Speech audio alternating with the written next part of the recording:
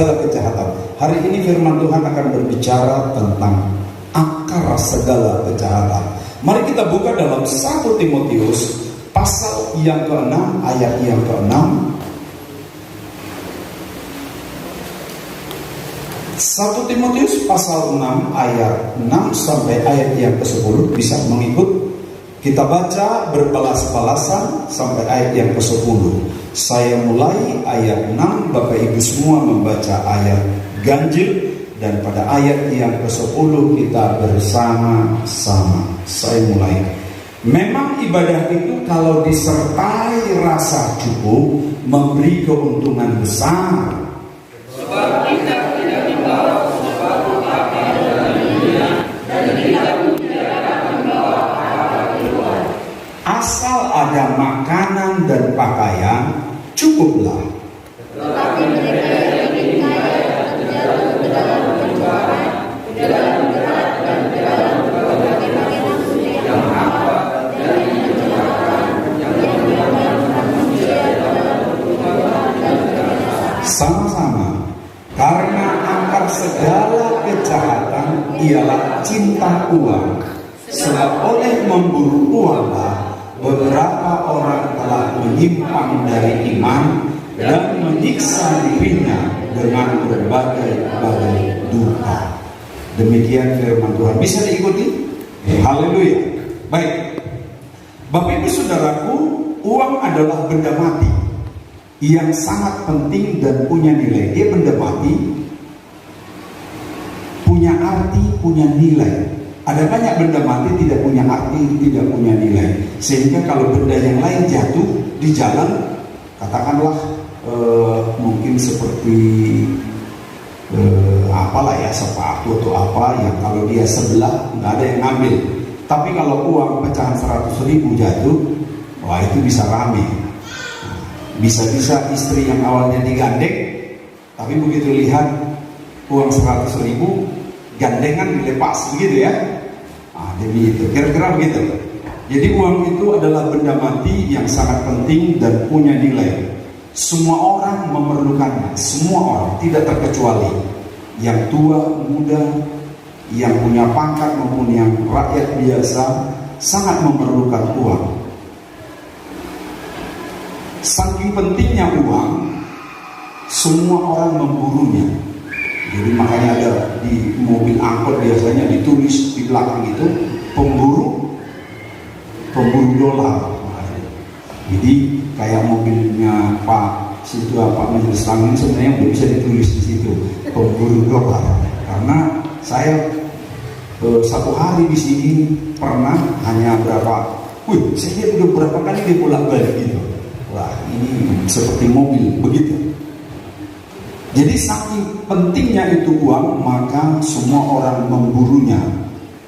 Ada lagu pernah bilang begini, apa yang dicari orang, apa yang dikejar orang, apa yang dicari orang pagi, petang, siang, malam. Hanya Bang Joko yang tahu. Nah, Bapak Ibu Saudaraku, istilah yang lain, uang itu di dalam Alkitab disebut mamon. Jadi istilah lain dari uang itu disebut mamon. Nah, saking kuatnya uang atau mamon, maka Alkitab menyetarakan dia saingan beratnya Tuhan. Wow, benar Bapak Ibu, saking kuatnya itu uang atau mamon, itu saingan terberatnya Tuhan. Jadi saingan terberatnya Tuhan bukan iblis. Coba bilang kiri kanan, friend. Saingan terberatnya Tuhan bukan iblis. Jadi sering ingatkan orang di sekitarmu, saingan terberatnya Tuhan sebenarnya bukan iblis, tapi uang. Karena dia sudah disejajarkan. Nanti kita akan lihat. Coba kita buka dulu Matius 6 ayat 24. Jadi dia menggambar kamu tidak bisa mengabdi kepada dua tuan. Tuannya yang mana yang dimaksud? Kepada Allah dan kepada Mamon. Jadi Tuhan tahu bahwa betapa pengaruhnya mamon, pengaruhnya uang itu sangat berbahaya. Dia tidak pernah menganggap, karena kalau iblis, dia tinggal bilang, nyala iblis itu selari. Tapi uang enggak. Bapak Ibu Saudara yang kekasih, saingan terberat ini, inilah yang perlu kita pikirkan, kita bahas. Nah, kenapa cinta uang itu jadi akar semua kejahatan? Jadi kata cinta bukan uangnya. Amin. Bukan uangnya. Uang tidak pernah salah karena dia benda mati. Jadi jangan pernah persalahkan uang. Uang tidak salah apa-apa. Dia benda mati yang tidak punya pengaruh. Tapi manusia apabila dia sudah cinta. Apa itu cinta?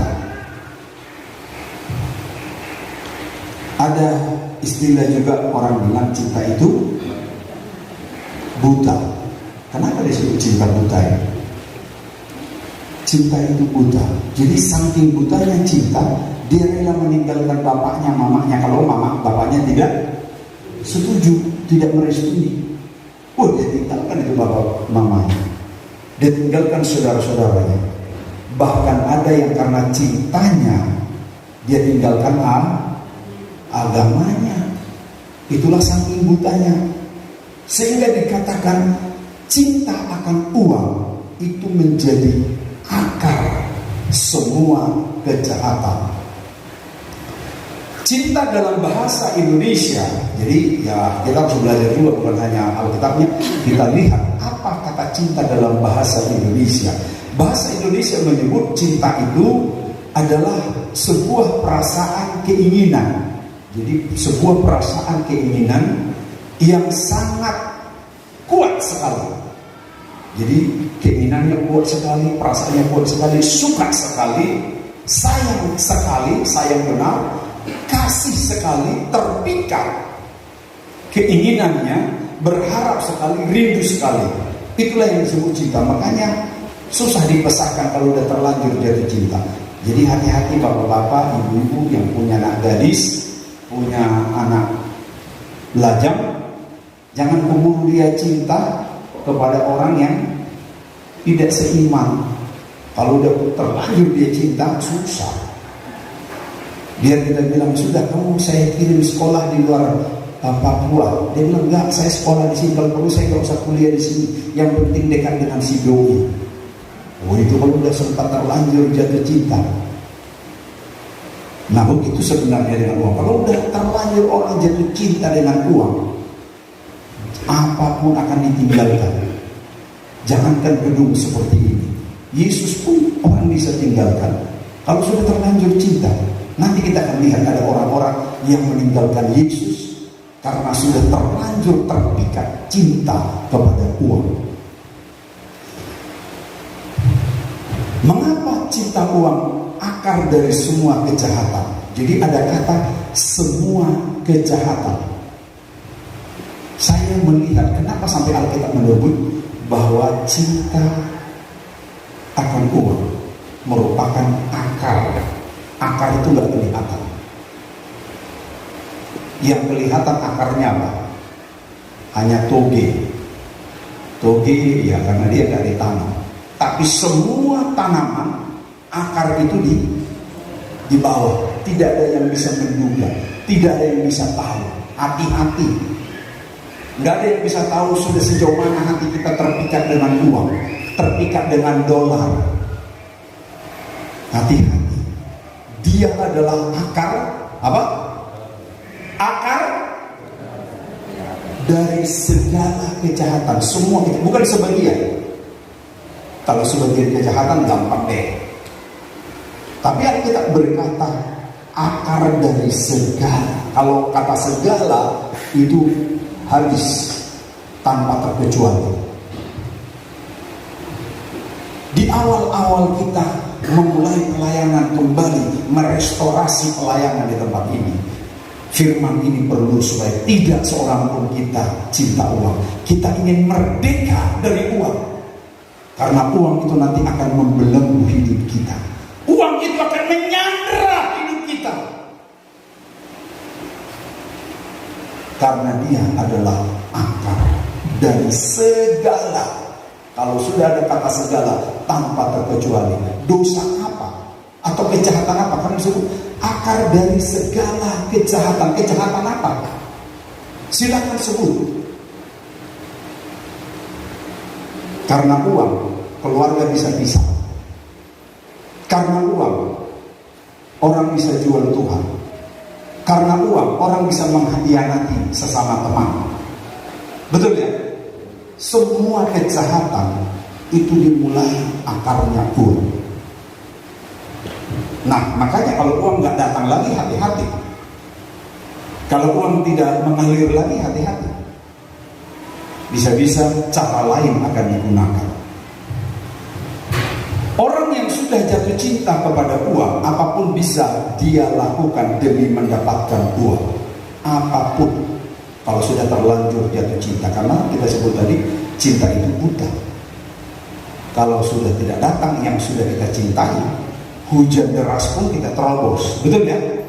Betul yang Pak Duha waktu dulu jatuh cinta sama ibu, hujan pun diterobos Pak ya? Tidak? Aduh. Hah? Malam pun ditembus, lebih hebat lagi. Gelap gulita dulu ditembus, lewat kuburan pun. Ya ke kampung kekasih kita kan harus lewati kuburan. Kita terobos walau sendiri sambil nyanyi. Ku menang bersama Yesus Tuhan. Biar lewat dulu kuburannya. Demi cinta. Kalau sudah cinta, semua bisa terjadi. Nah, kalau seseorang sudah jatuh cinta kepada uang, mencuri dia bisa lakukan, merampok dia bisa lakukan, berbohong dia bisa lakukan, berdusta, bahkan sampai membunuh. Merdekakan hidupmu dari perkara mammon, karena itu akan menjerat kita. Apapun akan dilakukan orang demi mendapatkan uang. Berbohong akan dilakukan. Berbohong, memutarbalikan fakta bisa. Padahal prinsip orang berbohong itu, ya saya menyebut begini. Bisa ikuti? Jangan-jangan saya sudah jauh belum dimunculkan. Ya. Prinsip orang berbohong. Nah, prinsip berbohong itu dibutuhkan minimal 2 kebohongan untuk menutupi 1 kebohongan. Jadi dibutuhkan minimal 2 kebohongan menutupi 1 kebohongan. Jadi berapa kebohongannya? Jadi 3 dan bertambah-tambah. Oke. Contoh orang-orang yang cinta uang dalam Alkitab ini kan harus kita buktikan dalam Alkitab. Kita angkat aja lah contohnya. Contohnya yang pertama Gehasi. Ada yang kenal Gehasi? Itu tetangga. Ada yang kenal Gehasi? Tidak ada. Oke. Itu adalah pelayan Tuhan yang mendampingi Elia. Mari kita buka dulu. Dia pelayan Tuhan yang mendampingi. Ayo, 2 Raja-Raja pasal 5. Cepat-cepat.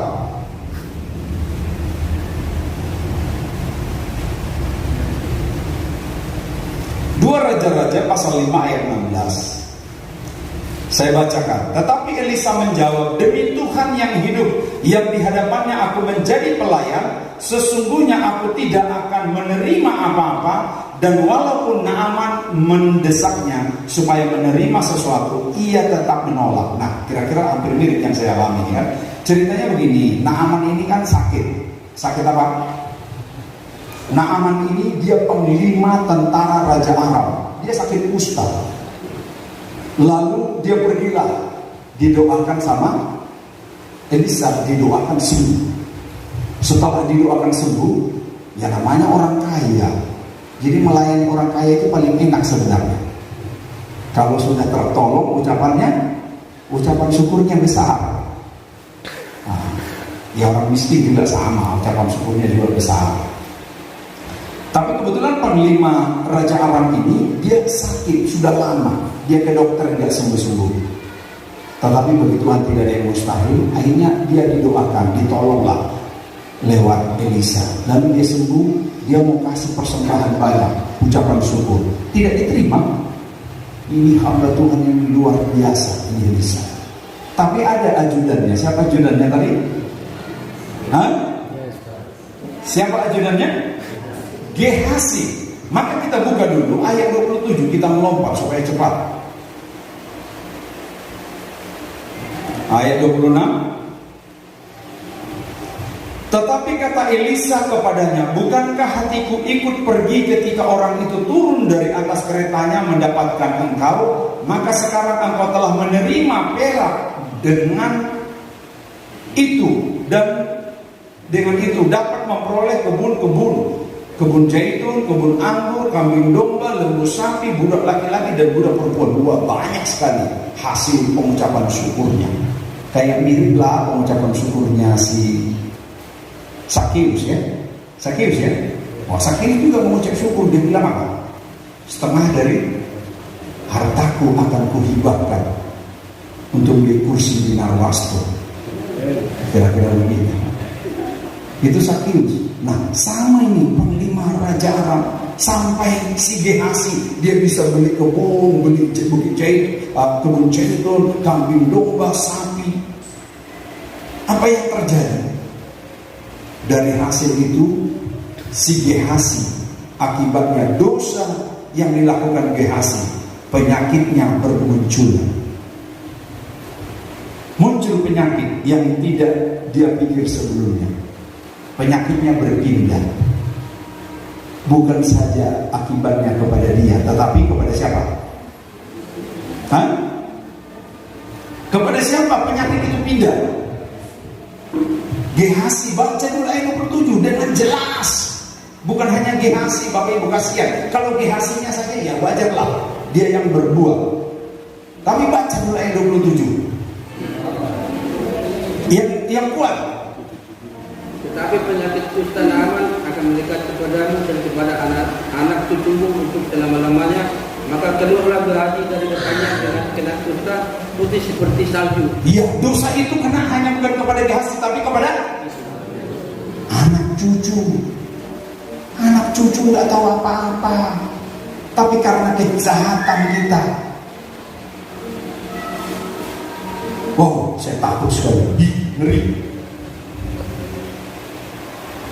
Kalau ditanya, Papa, kenapa saya sakit, Papa? Kira-kira jawabannya si Gehasi apa? Kalau seandainya ditanya,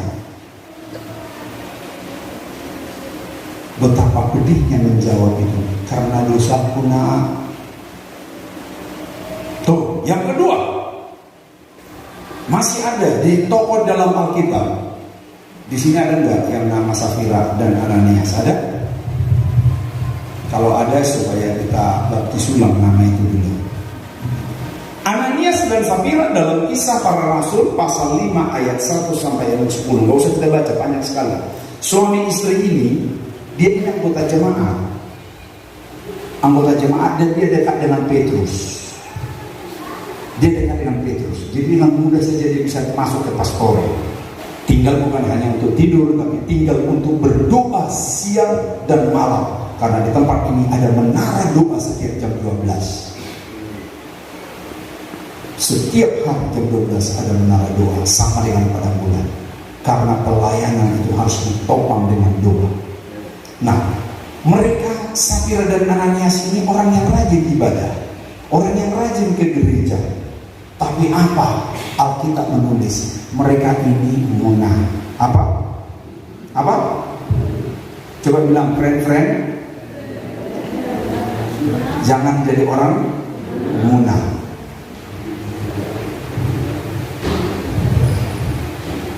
Mereka ini munah, pergi ibadah, pura-pura haleluya, salam, Pak Gembala Petrus, salam, kata Petrus. Ya, dikira biasa saja mau datang doa, rupanya tidak.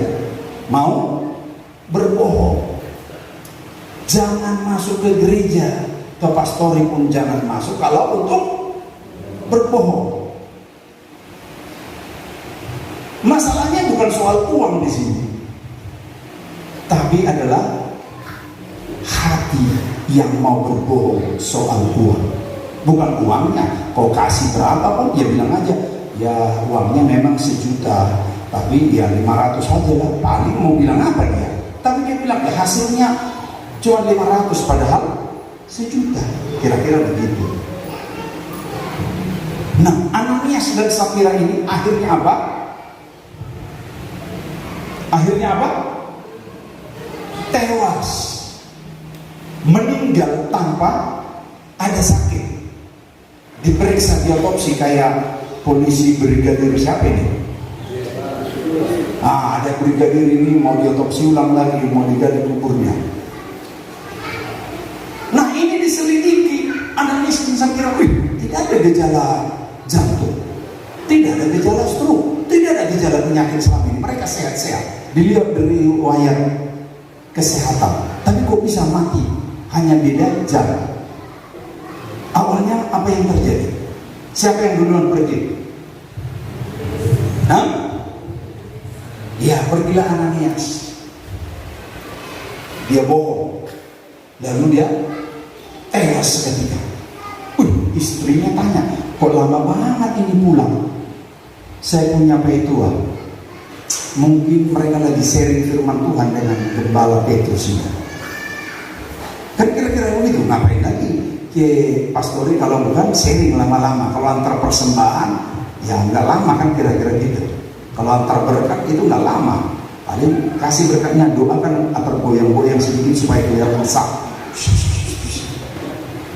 Oh, biasanya kalau hamba yang mata duitan itu bahaya, pura-pura dimanipulasi bisa. Tapi kita natural aja di tempat ini. Amin. Ditunggu lama-lama nggak pulang. Saya nyusul lah. Dia pergi nyusul. Tapi dia mungkin listrik dulu kah, benar-benar supaya kelihatan nyampe di pastori segar. Sehat, nggak ada sakit. Dia pergi. Antar dulu tante, siapalah yang ada anak muda di rumahnya. Diantarlah dia naik motor ke mobil, nyampe di sana. Pak Gem, salam. Ya Peter, salam ibu, gimana apa kabar? Memang orang Muna ini begitu. Apa yang terjadi? Ditanya, benarkah? Benar, Pak Gem, kami orang baik-baik. Kami ternyata bohong. Petrus itu punya roh menimbang. Hamba-hamba Tuhan harus punya roh menimbang. Jemaat juga harus punya roh menimbang. Benar nggak kalimat ini? Benar nggak informasi ini? Gitu. Harus punya roh menimbang. Jangan semua telan bulat-bulat informasi, apalagi status WA, apalagi status multi, apalagi ya yang di medsos-medsos itu. Harus punya roh menimbang kebenaran segala sesuatu. Petrus dia punya roh menimbang. Istri ini sama ini. Hai istri, kalau lihat enggak itu ada orang lagi rame-rame, itu baru pulang mengusung jenazah suamimu. Putus dia. Enggak ada tanda-tanda sakit. Ini karena dosa yang cinta uang. Yang ketiga, ini lebih parah lagi. Siapa yang ketiga? Dia adalah murid Yesus. Hanya 12 kok Tuhan Yesus pilih, nggak banyak-banyak. Kalau ada 13 sekian ya mungkin bisa Pak kita rebutan biasikan Pak sama unsur satu. Tapi hanya dipilih 12, apa boleh buat lah. Jadi hanya 12 itu aja murid Tuhan Yesus. Tapi salah satu apa? Yudas. Yudas ini pun hatinya sudah melekat dengan uang. Diceritakan di dalam banyak ayat. Dia ini bendahara apa? Dia bendahara penginjilannya Tuhan Yesus. Setiap Tuhan Yesus pergi, ya dia yang mengelola uang. Jadi hati-hati jadi bendahara. Makanya milih bendahara itu harus punya pertimbangan 3. Di rapat kita minggu lalu saya sudah sampaikan 3 syarat jadi bendahara. Apa yang pertama? Ini minimal 3. Yang pertama, takut akan Tuhan. Jadi mau banyak pun uang yang dia kelola, dia harus takut kepada Tuhan. Jangan tergoda dengan uang. Wah, ini kan sudah mulai banyak ini. Gimana caranya dulu sedikit-sedikit ini? Hati-hati. Takut akan Tuhan. Syarat yang pertama. Ini yang paling kuat. Kalau syarat yang kedua, ya ini juga penting. Apa? Syarat yang kedua jadi bendahara. Sedikit punya pemahaman, pengetahuan tentang sirkulasi debit and credit. Jangan sampai dia nggak tahu nulis mau pilih bendahara. Lama-lama dia bilang, bendahara kita ya, uang kita yang 2 bulan lalu, seingat saya dulu 170. Karena dia nggak tulis, dia nggak bisa mengerti. Dia hanya ingat-ingat, ini bahaya. Jadi harus sedikit yang mengetahui sirkulasi debit kredit. Saya kasih contoh kemarin, kalau lihat contoh saya kasihlah Pak Bastian. Nah, ini Pak Bastian ini jemaat kita ini orang dari NTT. Contohlah dulu, dia nggak apa. Saya kasih dia Pak, beli dulu Aqua. Saya kasih dia 100.000. Lalu setelah dia beli Aqua 55.000 atau 55.000. Tadi sudah debit 100.000 ya. Nah sekarang yang pembeliannya berapa? 45. Itu dikemanakan? Jadi uang masuk atau jadi uang keluar atau jadi uang masuk saku? Kan kira-kira begitu, harus mengerti. Saya sendiri nggak ngerti itu masuknya kemana. Kalau saya bisa masuk ke kantong, ya kembali tapi dalam bentuk bagaimana gitu. Nah itu harus mengerti. Yang ketiga, syarat yang ketiga apa? Jadi bendahara itu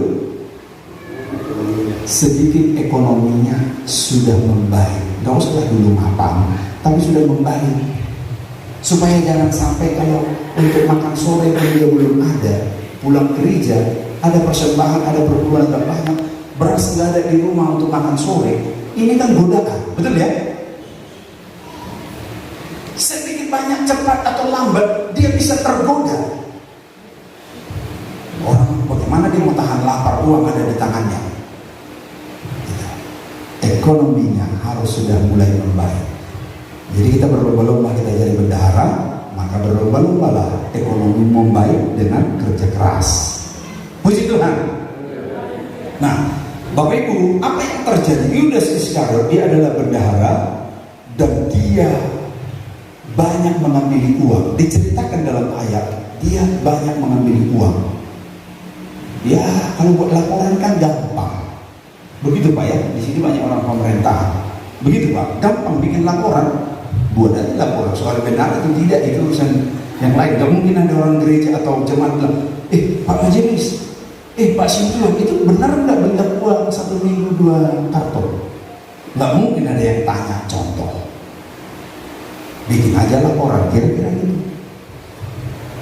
Judas itu dia bendahara kita tidak tahu, tapi Alkitab mencatat dia banyak mengambil uang dari hasil pelayanan Tuhan Yesus. Dan bukan itu saja, yang lebih parah, karena terus dari yang kecil dulu sampai yang besar, nggak puas-puas dia dengan uang. Akhirnya dia pikir, wah ada tawaran nih dapat uang besar kalau jual Tuhan Yesus. Cara menjualnya gampang, hanya cium saja Yesus nanti. Gampang sekali kan? Nah itu ayatnya saya tulis itu. Silahkan nanti dipelajari di rumah.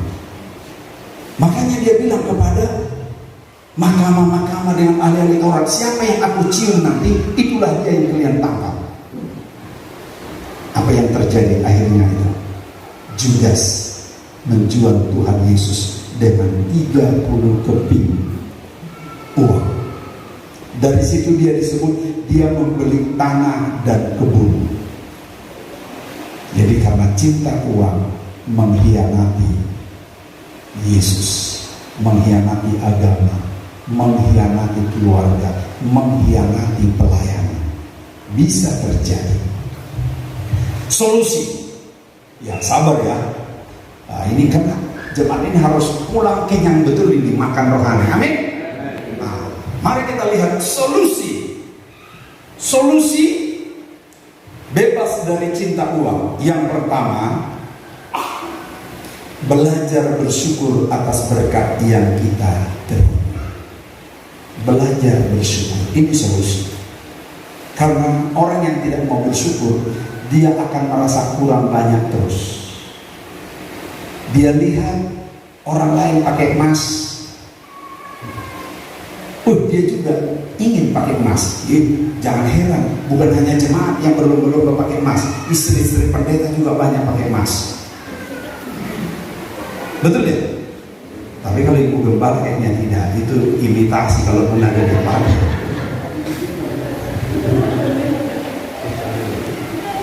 Saya pun sampai sekarang enggak ada punya emas. Saya menikah itu enggak punya cincin pengantin karena memang enggak ada uang dulu. Waktu menikah enggak ada cincin pengantin. Sampai sekarang ya mohon maklum, kalau tidak ada cincin di sini bukan berarti saya belum menikah ya.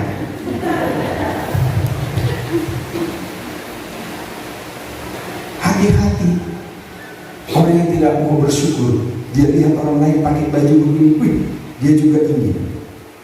Uang itu bagaikan minum air laut. Bagaimana air laut itu?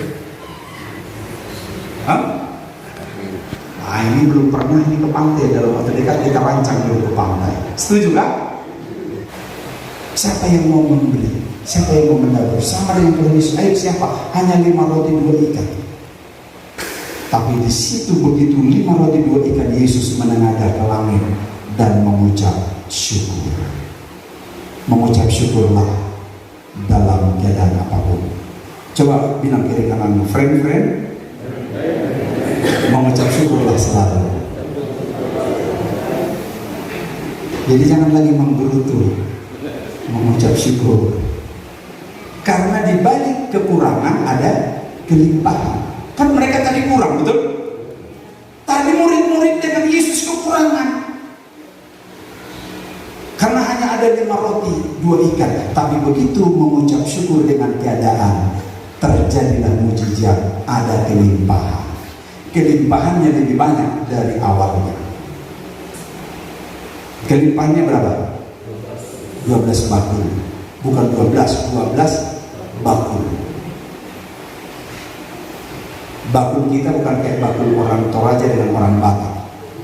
Kalau orang Toraja dan orang Batak, bakulnya kalau pergi ke pesta kecil, tasnya itu maksudnya, bungkusannya. Kalau bakulnya orang Israel itu besar-besar. Saya sudah tuh 6 kali ke Israel. Bakulnya besar-besar, bukan kayak bakul kita tadi.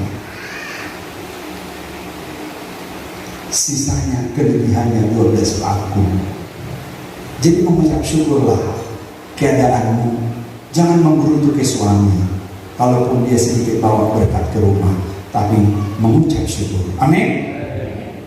Solusi yang kedua, bebas dari jendaruan, belajar mencukupkan diri dari apa yang jadi hak kita. Dari pembacaan kita tadi dalam Timotius itu dikunci dari pembacaan. Dalam Matius 1 Timotius 6 tadi, ayat 6 dan ayat 8 saya bacakan. Memang ibadah itu kalau disertai rasa cukup memberi keuntungan besar. Jadi harus ada rasa cukup. Jangan pernah salah bilang gak cukup. Cukupkan. Kemudian ayat yang ke-8, asal ada makanan dan pakaian cukuplah. Kalau ada rasa cukup, nanti baru Tuhan tambahkan. Belajar, katakan cukup. Makanya Tuhan selalu mengajarkan murid-murid, berilah kami makanan kami pada hari ini, makanan kami yang secukupnya. Jadi kita diajar untuk makan secukupnya dulu. Saya makan tidak secukupnya, tapi selebihnya, lebih-lebih. Makanya 117 kilo dulu. Tapi saya mau belajarlah makan secukupnya. Ini pun masih lebih. Ini daging kan, kita harus berperang melawan daging. Saya akan sampaikan Bapak Ibu, ada anak muda yang sukses. Ada anak muda yang sukses dari hasil kerja, bukan dari hasil korupsi.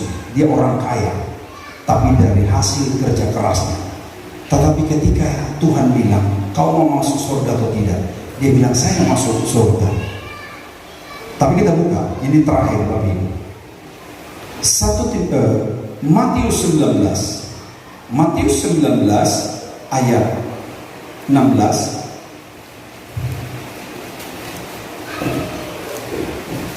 Matius 19 ayat 16 sampai ayat yang ke-22. Bisa ada yang suara keras membacanya?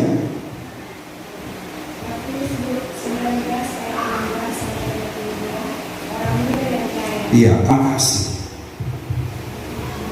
Terus ayat 22. Iya.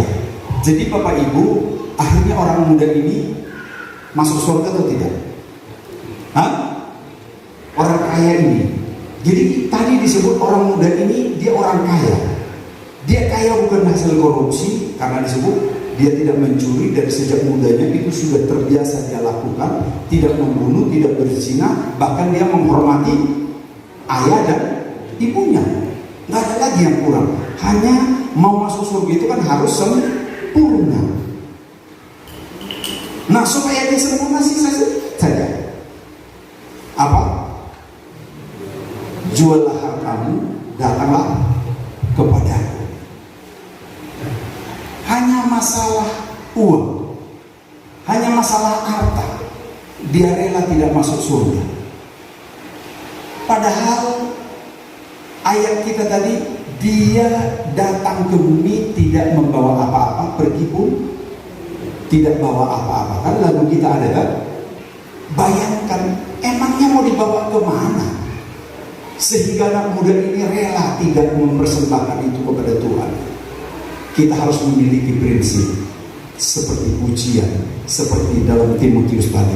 Kita datang tidak membawa apa-apa, kita pun keluar tidak akan membawa apa-apa.